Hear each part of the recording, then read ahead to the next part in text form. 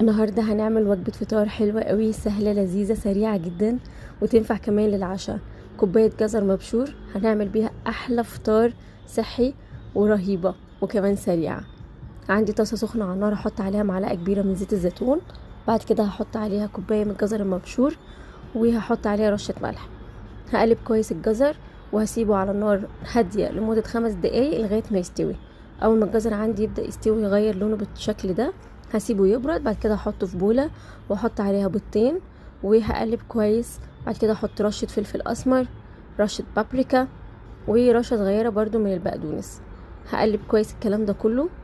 وبعد كده عندي بقى طاسة سخنة هحط عليها، هدهنها رشة زيت صغيرة قوي كده. وبعد كده هبدأ احط الخليط بتاعي وابدأ اسويه في الطاسة وعلى نار هادية جدا، وهغطيه واسيبه لمدة دقيقة. اول بس ما ياخد وش من تحت كده هبدأ اقلبه. بعد كده هحط بقى الاضافات اللي انتوا عايزينها. انا حطيت جبنة موتزاريلا وقلبتها كده وسبتها شوية برضو على النار لغاية ما الجبنة تسيح. وبعد كده قدمتها. بجد طعم وريحة خطيرة، تنفع فطار تنفع عشاء، صحية ولذيذة.